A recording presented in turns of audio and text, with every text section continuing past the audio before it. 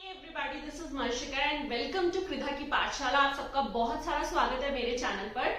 So friends, आज की video में हम शेयर करने वाले हैं इंपॉर्टेंट लिटरेरी फिगर्स के बारे में कुछ इंपॉर्टेंट की पॉइंट्स। मैंने अपने पिछले एक वीडियो में, जो कि प्रिकर्सर ऑफ शेक्सपियर के नाम से वीडियो है, अगर आपने नहीं देखा है आप जाके प्लेलिस्ट में चेक कर सकते हो। एग्जामिनेशन पॉइंट ऑफ व्यू से बहुत ही इंपॉर्टेंट वीडियो है वो भी, सो आप उसको जाके चेक कर सकते हो। उस वीडियो में मैंने लिस्ट दी थी कुछ इंपॉर्टेंट लिटरेरी फिगर्स की जिनका बहुत इंपॉर्टेंट रोल रहा है डेवलपमेंट ऑफ लिटरेचर में during the 14th and 15th century. So वो सिर्फ एक लिस्ट थी, लेकिन उसके अलावा आज मैं आपसे इस वीडियो में शेयर करने वाली हूँ उन्हीं सारे इंपॉर्टेंट फिगर्स के बारे में कुछ की पॉइंटर्स जो कि बहुत इंपॉर्टेंट है एग्जामिनेशन पॉइंट ऑफ व्यू से।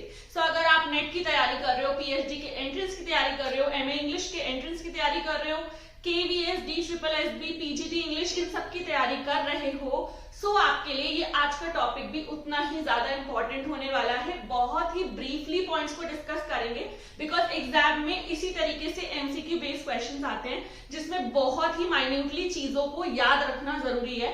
तो आज हम सबसे पहले बात कर लेते हैं सर जॉन मेंडीविल की। ये एक बहुत ही इंपॉर्टेंट नाम है लिटरेचर का। सो सर जॉन मेंडीविल के बारे में अगर हम बात करें, so known as the father of English prose, English prose के फादर के नाम से इनको जाना जाता है। इनको बोला जाता है फादर ऑफ इंग्लिश प्रोज। जैसे कि हमें पता है प्रोज एंड वर्ड्स, तो इनको क्या बोला जाता है? Father of English pros. तो आपके एग्जाम में क्वेश्चन आ सकता है कि फादर ऑफ प्रोज किसे कहा जाता है, तो आपका आंसर होगा सर जॉन मेंडीविल। इसीलिए ये सब चीजें याद रखना बहुत जरूरी है। Moving to the next point, sir John Mandeville के बारे में ही ये इंपॉर्टेंट है। Made it evident that prose writing was suited to far wider purposes than that of keeping prosaic records and chronicles। क्या बोला गया है कि इन्होंने ही ये एविडेंट किया कि प्रोज राइटिंग का एक और बड़ा पर्पस है, सिर्फ और सिर्फ प्रोजाइक रिकॉर्ड्स रखने के लिए या क्रॉनिकल्स तक लिमिटेड नहीं है उसका पर्पस, बल्कि प्रोज का एक और बहुत बड़ा इंपॉर्टेंस है। सो ये चीज किसने फाइंड आउट की? सर जॉन मेंडीविल ने, और इन्होंने ही ये चीज एज एन एविडेंस शो की। कोई भी चीज को प्रूव करने के लिए एविडेंस की जरूरत होती है। So sir John Mandeville was the one जिसने उस पर वर्क किया एंड उस चीज को सबके सामने लेकर आए। उसके बाद हम बात कर लेते हैं जॉन वाइक्लिफ, एक और बहुत इंपॉर्टेंट और जाना माना नाम। He was arousing the new spirit of independence and moral earnestness which heralded the Reformation। Reformation के लिए बहुत सारी चीजों की जरूरत थी, जिसमें से बहुत सारे चेंजेस की भी जरूरत थी। सो इन्होंने क्या किया? He was arousing the new spirit of independence। Independence, स्वतंत्रता का एक नया रूप ये सामने लेकर आए। एंड मॉरल अर्नेसनेस, मोरालिटी का कितना इंपॉर्टेंस है, और ये सारी चीजें जॉन वाइक्लिफ के वर्क्स में आपको देखने को मिलेंगी। And he was the one जिन्होंने इन सब पर्पस के लिए काम किया। सो ये दोनों ही फिगर्स बहुत सिग्निफिकेंट हैं। और आगे बढ़ते हैं हम आगे आने वाले और दूसरे फिगर्स की तरफ, लेकिन ये जो मैटर है ये आपको मेरे इंस्टाग्राम पेज पर भी मिल जाएगा। तो इंस्टाग्राम पेज का लिंक मैं डिस्क्रिप्शन बॉक्स में दे दूंगी, वहां से जाकर आप स्क्रीनशॉट से ये नोट्स बना सकते हो। एक सेपरेट रजिस्टर बनाओ जिसमें सारे नोट्स फॉर्म करो। एग्जाम के टाइम पे बहुत हेल्पफुल रहता है बिकॉज इतना ज्यादा बल्कि मटेरियल हम नहीं याद कर पाते, बट अगर पॉइंटर्स में हमारे पास चीजें होती है ना, इससे बेस्ट तरीका कोई भी नहीं है किसी भी कॉम्पिटिटिव एग्जाम को क्लियर करने का। ठीक है, सो ये तो दो हो गए। होपफुली आपको ये समझ में आए होंगे अच्छे से। कोई भी प्रॉब्लम है आप कॉमेंट सेक्शन में बता सकते हो। आगे बढ़ते हैं आगे आने वाले लिटरेरी फिगर्स की तरफ। जॉन गोवर के बारे में बात कर लेते हैं। His chief work, Confession Amantis, has genuine poetic quality and consists of a collection of romantic stories held together by a slender thread of narrative। क्या बोल रहे हैं? First important pointer, His chief work, Confession Amantis। ये नाम याद रखो, Confession Amantis को Confessio Amantis भी बोला जाता है। His chief work, वो उनके इंपॉर्टेंट वर्क्स में से एक वर्क था। तो जो वर्क था कन्फेशियो या confession amantis, has genuine poetic quality. उसके अंदर जेन्युइनली सारी पोएटिक क्वालिटीज थी। पोएटिक क्वालिटीज के बारे में फिर कभी डिस्कस करेंगे। जिनको पता है उन्हें पता होगा कि कोई भी पोएट्री के अंदर बहुत सारी क्वालिटीज होती हैं, ऐसे ही कोई भी पोएम उठाकर नहीं लिख दी जाती। तो इस वाले वर्क के अंदर सारी जेन्युइन पोएटिक क्वालिटी थी। And consist of a collection of romantic stories, और इसके अंदर एक पूरा कलेक्शन था रोमांटिक स्टोरीज का held together by a slender thread of narrative, जिसको एक ही नैरेटिव के अंदर बहुत ही धागे से, मतलब ये एक एग्जांपल की तरह बोला है कि धागे की तरह पिरोया गया था एक नैरेटिव के अंदर इन रोमांटिक स्टोरीज को।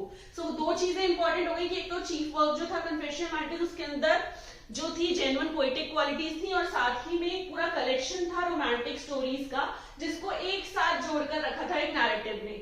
ठीक है, उसके बाद है ही रोट 3 लॉन्ग पोएम्स। बहुत इंपॉर्टेंट पॉइंट है ये, एग्जाम में इनमें से एक पूछा जा सकता है, बहुत ही कॉमन क्वेश्चन आता है, लेकिन ये मालूम होना चाहिए बिकॉज ये उनके बहुत ही मार्वलस वर्क थे। 3 लॉन्ग पोएम्स उन्होंने लिखी। पहली थी स्पेक्युलम मेडांटिस इन फ्रेंच, ये भी पूछा जाता है, कभी कभी नाम दे दिया जाता है, पूछा जाता है कौन सी लैंग्वेज में था, तो आपको पता होना चाहिए।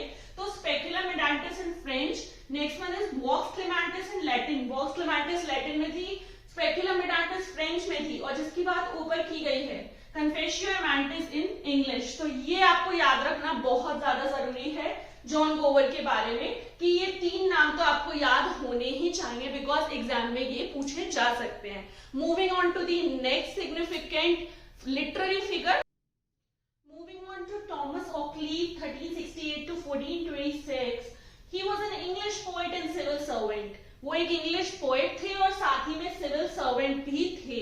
ओके, सो ये एक बहुत इंपॉर्टेंट पॉइंट है इनके बारे में कि he was an English poet as well as a civil servant. Next हमने इनके कुछ मेन वर्क्स के नाम यहाँ पर जानेंगे। तो पहला है la male regle a satire, second one is against poverty, third one is letter of Cupid, and last one is de regimine principum. ये कुछ इंपॉर्टेंट मेन वर्क्स हैं इनके जिनके नाम आपसे पूछे जा सकते हैं एग्जाम में। सो आप इनको गो थ्रू कर सकते हो, इनकी समरी गो थ्रू कर सकते हो, वो भी आ सकता है उससे, क्योंकि समरी में भी कुछ ना कुछ इंपॉर्टेंट पॉइंटर्स होते हैं, तो उससे रिलेटेड क्वेश्चंस भी आ जाते हैं इंग्लिश लिटरेचर रिलेटेड एग्जाम्स में। सो थॉमस ऑक्लीव के बारे में यही था कि वो एक इंग्लिश पोएट थे, साथ में सिविल सर्वेंट थे। उनके ये 4 मेन वर्क्स आपको याद होने चाहिए।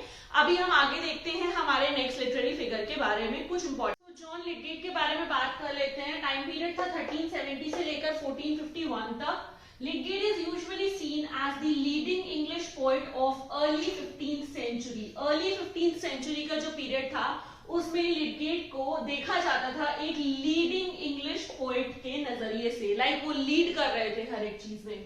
The most voluminous poet of the 14th century, उनको most voluminous poet बोला जाता था 14th century का।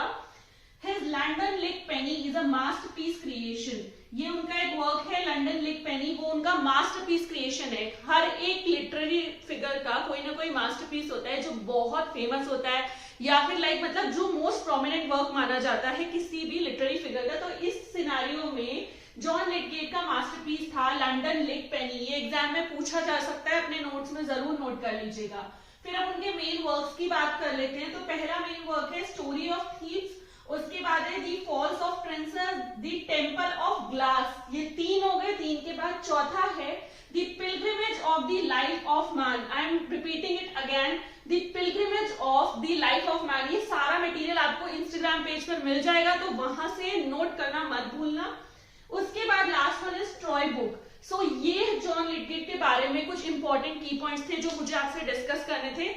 ये आज की क्लास के लास्ट लिटरेरी फिगर थे। पार्ट 2 में बाकी के बारे में बात करेंगे, लेकिन अगर आपको वीडियो थोड़ा सा भी इंफॉर्मेटिव लगा है या हेल्पफुल हुआ है तो प्लीज चैनल को सब्सक्राइब कर देना, बेल बटन को हिट करना मत भूलना, क्योंकि आगे आने वाले वीडियोस की कंटेंट की नोटिफिकेशन आपको उसी से मिलने वाली है। ठीक है, thank you so much for watching, and ये सारे नोट्स आपको मैं इंस्टाग्राम पे प्रोवाइड करा दूंगी। आगे जैसे जैसे हमारी फैमिली बढ़ेगी तो टेलीग्राम ग्रुप भी बना लेंगे, जूम क्लासेस भी करेंगे, सब कुछ करेंगे, लेकिन अभी के लिए इसी तरीके से YouTube पर मैं क्लासेस लेने वाली हूँ। तो आप लोग वीडियोस देखना मत भूलना, अच्छे से सेल्फ स्टडी भी करना। बाकी आज के लिए बस इतना ही, बहुत जल्दी एक न्यू वीडियो के साथ मिलेंगे, तब तक के लिए take care, okay, bye bye.